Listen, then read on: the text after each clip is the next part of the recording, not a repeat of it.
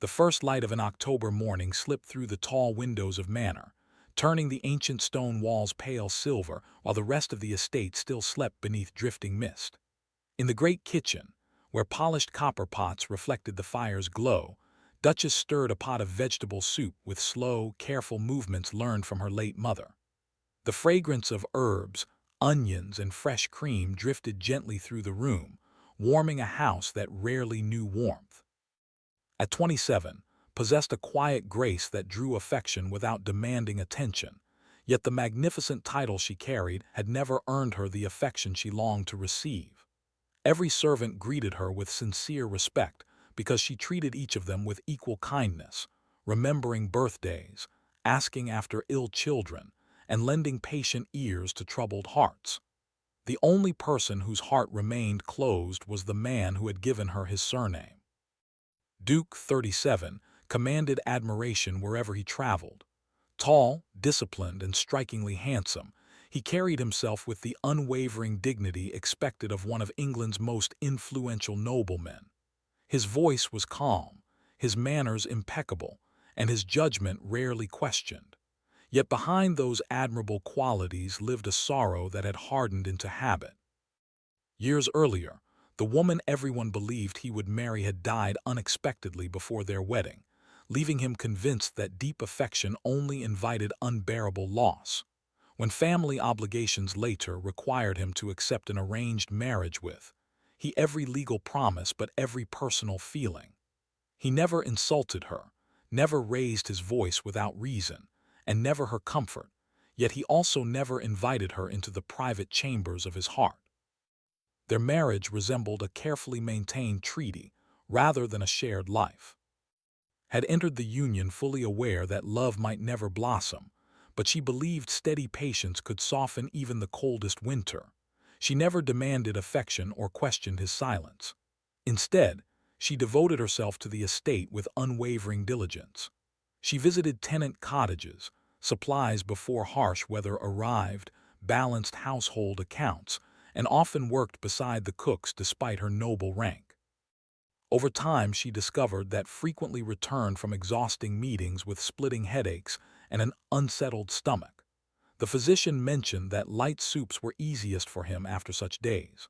From then onward, no matter how busy she became, prepared fresh soup herself whenever she expected his return. She never announced the gesture or waited nearby for gratitude.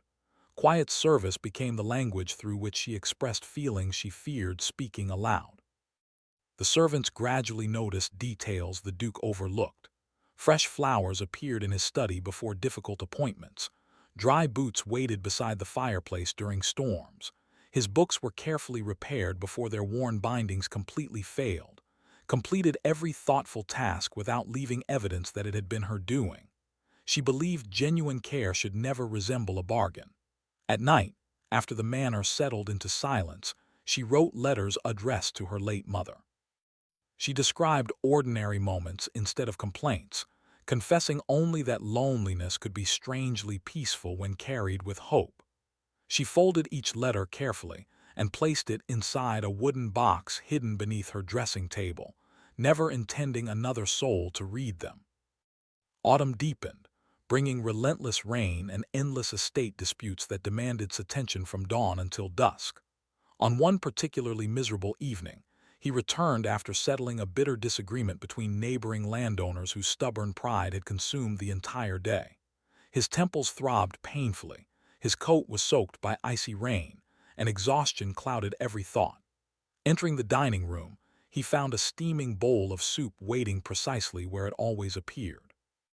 The familiar kindness should have comforted him, yet instead it reminded him of a debt he believed he could never repay. He had accepted its devotion for nearly a year without offering anything resembling love. Each thoughtful gesture deepened his guilt, and guilt slowly transformed into quiet frustration directed not at her but at himself. Entered carrying fresh bread, smiling softly despite noticing the weariness lining his face. Before she could speak, drew a slow breath, keeping his eyes fixed upon the table. His voice remained controlled, almost emotionless, making the words even sharper than shouted anger. "Just make the soup, then pack your things and leave." Silence swept across the room with startling force. A footman froze beside the doorway, while the elderly housekeeper lowered her gaze in disbelief. His fingers trembled only once before becoming perfectly still. She searched his expression, hoping to find regret or hesitation, but his face remained unreadable. Without argument, she quietly placed the bread beside his bowl and whispered, "Of course, Your Grace." She returned to the kitchen, finished seasoning the soup exactly as he preferred, and asked a maid to ensure it stayed warm. Then she climbed the grand staircase alone, each measured step echoing through the silent manor. Inside her bedroom, she opened a small leather suitcase that had remained untouched since her wedding day. As she folded her dresses with careful hands, tears slipped silently onto the fabric, leaving tiny dark circles that no one would notice once they dried. Outside her door, paused while walking to his study. He heard the faint sound of restrained sobs, closed his eyes for a lingering moment, and almost reached for the handle. Instead, believing distance was kinder than false hope, he walked away, never that with every step he was leaving behind the only person who had quietly made Manor feel like home. Before dawn, the eastern sky quietly closed the small leather suitcase resting upon her bed. She folded one final letter and placed it carefully beside her wedding ring upon the dressing table. The note contained no accusations, no bitter memories, and no plea for sympathy. Instead, she thanked for every roof he had provided, every duty he had trusted her to, and every lesson she had learned while serving Manor. She, if her presence had ever burdened him, then slipped from the room before the household awakened. Only the elderly housekeeper noticed her departure, and gently requested that no one disturb the Duke until breakfast. With one last glance toward the manor she had hoped would become her home forever, she climbed into a modest carriage and disappeared beyond the mist-covered gates. Hours later entered the breakfast room expecting another untouched silence. The familiar bowl of soup waited upon the table, but his chair stood empty. Assuming she was avoiding him, he reached for the folded letter instead. As he read each graceful sentence, an unfamiliar weight settled across his chest. There was no anger within her farewell, only gratitude and quiet sorrow. He hurried upstairs, discovering the wardrobe nearly empty and the room stripped of every personal treasure except a small wooden box. Curiosity overcame restraint. Inside rested dozens of letters addressed to his late mother. None him. Every page expressed hope that one day the Duke would smile without forcing himself, sleep peacefully through the night, and discover happiness again. She never once asked whether he might eventually love her. She merely prayed that life would become kinder to him. The housekeeper entered softly and found sitting motionless with trembling hands. She confessed that had personally prepared every bowl of soup during his difficult months. Whenever headaches kept him awake, she remained in the kitchen through the night, ensuring fresh broth would be ready before dawn. She quietly sold several pieces of inherited from her mother to repair leaking cottages belonging to estate workers, refusing any recognition because she believed generosity lost its beauty when displayed for praise. Every flower in his study, every repaired book upon his shelves, every neatly arranged document awaiting important meetings had been touched by her thoughtful hands. She had asked every servant to keep her kindness secret because she wished his comfort to feel natural rather than indebted. For the first time since his youthful heartbreak, allowed tears to fall freely. He had mistaken emotional distance for strength and had punished the one woman who expected nothing except honesty. Memories flooded back with painful clarity, laughing with frightened children during village visits, carrying baskets herself despite noble protests, smiling whenever he entered a room even though he rarely returned the gesture. The soup had never been ordinary nourishment. It had been her quiet promise that someone would always care whether he returned safely. In trying to protect himself from losing love again, he had carelessly abandoned the love already waiting beside him. Without delaying another hour, saddled his fastest horse and rode beyond the estate.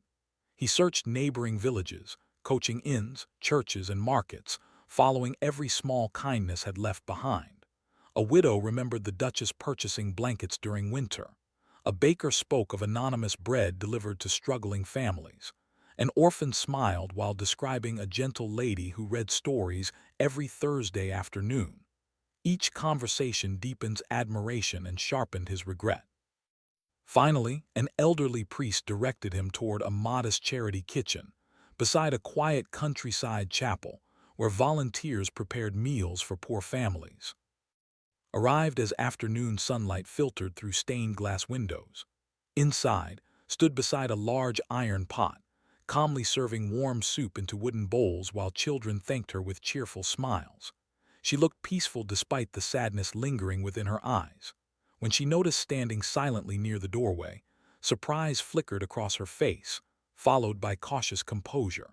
She handed the final bowl to a waiting child before walking outside into the garden, where autumn leaves drifted gently around them. Neither spoke immediately. The silence carried months of restrained emotion that neither could ignore any longer. At last stepped forward, he without excuses, admitting that fear had ruled every decision since tragedy first entered his life. He confessed that quiet devotion had frightened him because accepting her love meant risking another devastating loss. Listened with tears glistening, yet she answered honestly that compassion could survive rejection, but marriage could not survive endless distance. Promised he would never again confuse silence with or pride with courage. He asked not for immediate forgiveness, but for the chance to earn her trust through patient actions rather than empty promises. Studied his face, and finally the guarded walls had truly fallen. Slowly she crossed the remaining distance between them, opened his arms with hesitant hope, and stepped into his embrace. They held each other tightly beneath the falling autumn leaves, discovering that the warmth both had sought for so long had quietly been waiting within each other's hearts.